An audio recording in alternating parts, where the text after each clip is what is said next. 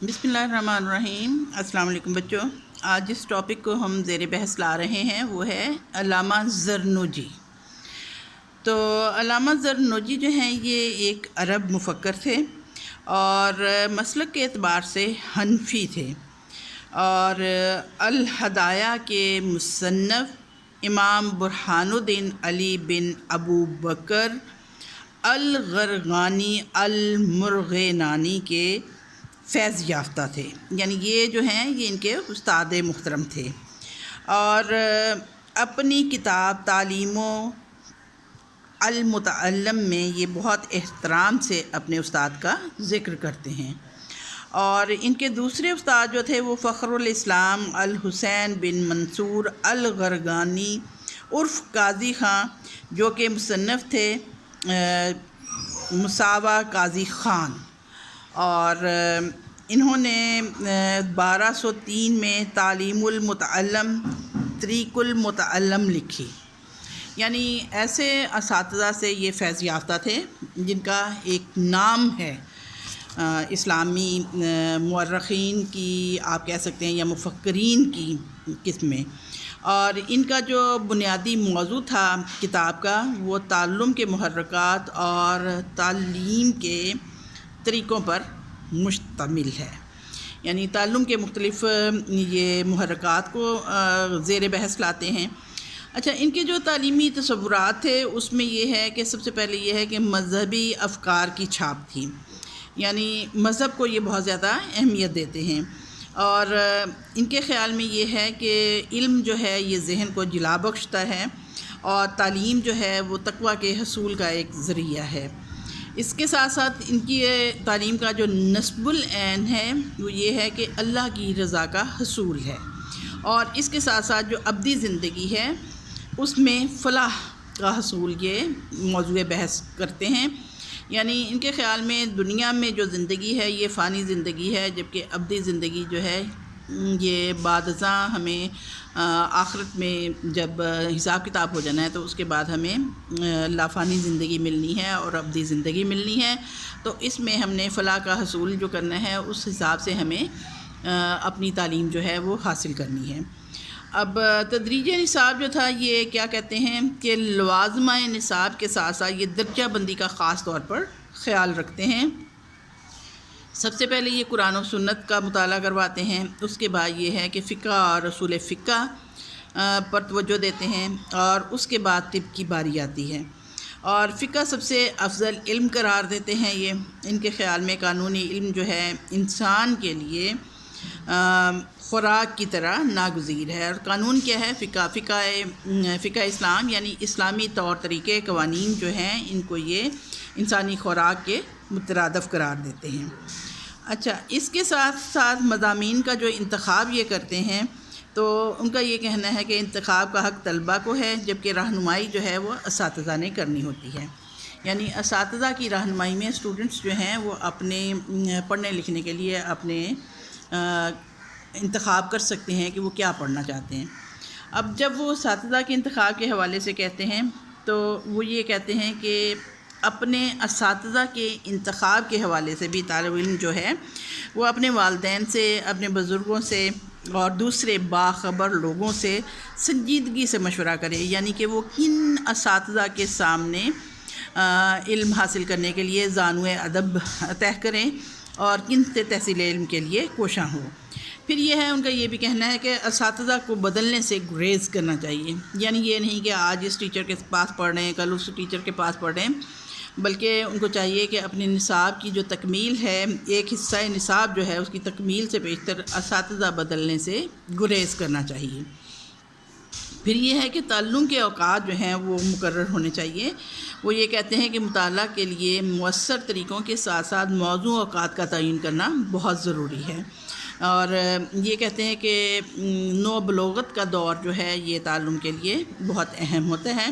اس کے ساتھ ساتھ رات کے اوقات جو ہیں ان کو یہ اہمیت دیتے ہیں۔ ان کا یہ کہنا ہے کہ شام کے دھندلکے اور صبح طلوع سحر کے وقت کو بہترین اوقات کہا جا سکتا ہے علم حاصل کرنے کے لیے، حصول علم کے لیے۔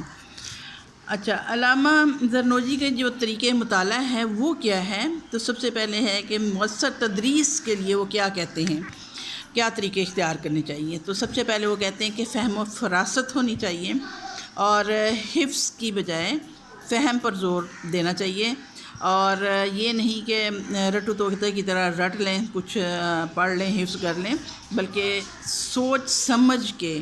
وہ کہتے ہیں کہ فہم کے ساتھ 2 حرف سیکھنا جو ہے 2 بوجھل کتابوں کو رٹنے سے بہتر ہے. یعنی وہ کہتے ہیں کہ اگر آپ بہت سارا نالج جو ہے وہ اس کو رٹ کر یاد کر لیں، اس کی بجائے یہ بہتر ہے کہ آپ اگر 2 لفظ بھی ہیں تو ان کو آپ اچھے طریقے سے تفہیم کے ساتھ سیکھ لیں. دوسری بات وہ یہ کہتے ہیں کہ دہرائی یا تکرار کہ ایک وقت میں دہرائے جانے والے مواد مطالعہ اور تکرار کے دوروں میں وقفوں کی کیفیت ہونی چاہیے.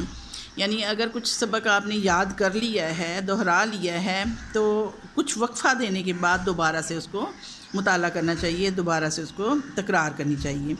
اور کل کے سبق کو 5 مرتبہ، اور اس سے 1 روز قبل کے سبق کو 4 بار، اور اس سے مزید 1 روز قبل 3 بار. یعنی اس طرح سے اپنے جو تکرار یا دہرائی کرنی ہے، یعنی جو 1 دن پہلے کا سبق ہے اس کو، اس مواد کو، اس مطالعے کو کیا ہے کہ اس کو 5 مرتبہ دہرا لینا چاہیے، جبکہ اس سے 1 روز قبل جو پڑھا گیا سبق ہے اس کو 4 بار دہرا لیں، اور اس سے مزید 1 روز قبل جو ہے اس کو 3 بار دہرا لیں، تو وہ زیادہ اچھے طریقے سے یاد ہو جاتا ہے.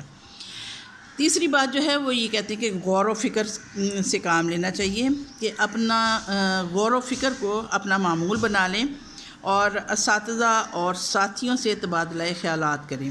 یعنی کہیں پہ اگر ایمبیگوٹی ہے، اگر کہیں پہ ابہام ہے، تو اس کی وضاحت کے لیے اپنے اساتذہ سے رہنمائی لینی چاہیے، جبکہ اپنے ساتھیوں کے ساتھ بھی بحث مباحثہ کر کے اپنی ذہن کو کلیئر کر لینا چاہیے. پھر یہ ہے کہ تعلم کی تحریری تلخیص کرنا، یعنی جو کچھ آپ نے سیکھا ہوا ہے اس کو مستحکم اور بامعنی بنانے کے لیے آپ کو بہتر ہے کہ فہم اور حفظ کے ساتھ ساتھ غور و فکر کے ساتھ جو آپ نے حاصل شدہ تعلم کیا ہے، یعنی جو کچھ آپ نے سیکھا ہے، تو اس کی تلخیص کر لیں، یعنی آپ اس کو تحریری طور پر اس کا خلاصہ درج کر لیں، اور جلد بازی سے گریز کرنا چاہیے. وہ یہ کہتے ہیں کہ آرام آرام سے سہج کر لیکن استقامت کے ساتھ تعلم کو قائم رکھنا چاہیے، اور اس اصول کو مد نظر رکھے کہ جلد بازی سے گریز کرنا ہے.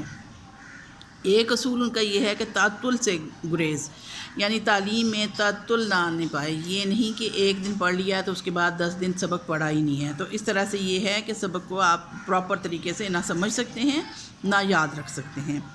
اب ان کے خیال میں محرکات تعلم کیا ہیں؟ تو سب سے پہلے یہ ہے کہ نصب العین کا حصول ہے، یعنی خاص نصب العین ایک بندے کو گول مقرر کر لینا چاہیے جس کے تحت اس نے اپنی تعلیم حاصل کرنی ہے.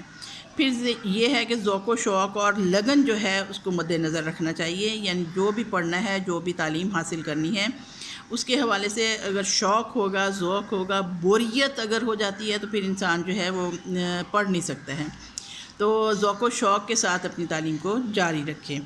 پھر یہ ہے کہ تکان و بوریت جو ہے اس کا بھی خیال رکھنا چاہیے، یعنی مضامین کو بدل کر مطالعہ جاری رکھنا چاہیے. ایک ہی چیز کو جب آپ پڑھتے جائیں گے تو یقیناً آپ بوریت کا شکار ہو جائیں گے. اب آداب متعلم کیا ہے، یعنی شاگردوں کو کیا آداب جو ہیں ان کو مد نظر رکھنا چاہیے. تو سب سے پہلے ہے کہ استاد کا احترام. طلبہ کو واجب وہ قرار دیتے ہیں طلبہ پر کہ وہ اپنے اساتذہ کا پورے طور پر احترام کریں، اور حضرت علی کے قول پر وہ پورا یقین رکھتے ہیں کہ مجھے جس نے 1 لفظ بھی یا 1 حرف بھی سکھا دیا میں اس کا غلام ہوں. وہ چاہے تو مجھے بیچ دے، چاہے مجھے آزاد کر دے، اور اگر چاہے تو غلام کی طرح مجھ سے خدمت لے. دوسری بات آتی ہے کہ اخلاقی اقدار. استاد کے سامنے سے گزرنے سے گریز کرے، اس کی نشست پر نہ بیٹھے، اس کے ساتھ ساتھ اس کی اجازت کے بغیر بات نہ کرے. یہ اخلاقی اقدار ہیں. پھر یہ ہے کہ کامیابی کی ضمانت. محنت کے ساتھ ساتھ والدین اور اساتذہ کی مدد کی ضرورت یقیناً طالب علم کو پڑتی ہے. اور اس سے گریز نہیں کرنا چاہیے اور سوال کرنے سے گھبرانا نہیں چاہیے. جہاں پہ کوئی ابہام ہو اس میں کلیئرٹی لانے کے لیے اپنے اساتذہ سے اپنے والدین سے مدد لینی چاہیے. پھر یہ ہے کہ متعلم کے لیے صحبت کیسی ہونی چاہیے. تو ان کا کہنا ہے کہ ساتھی طلباء اور صاحب علم لوگوں سے رابطہ رکھے، علماء و فضلاء سے ملے، ان کی محبت میں بیٹھے، ان سے سوالات پوچھے اور اپنے ذہن میں جو بھی خیالات آ رہے ہیں اس کے حوالے سے وہ ان سے گائیڈنس لے. اور اس طرح سے زیادہ تعلیم حاصل کرنے کے حوالے سے علماء اور فضلاء کی جب محفلوں میں بیٹھے گا تو وہ زیادہ سے زیادہ سوالات کر سکے گا اور اس کے ذہن میں جو جالے ہوں گے وہ دور ہو جائیں گے اور اس طرح سے وہ زیادہ بہتر طور پر تعلیم حاصل کر سکتے ہیں. امید ہے اس حوالے سے آپ بہتر سمجھ سکے ہوں گے. انشاءاللہ نیکسٹ محفل میں ہم مزید کوئی ٹاپک ڈسکس کریں گے. اوکے، اللہ حافظ.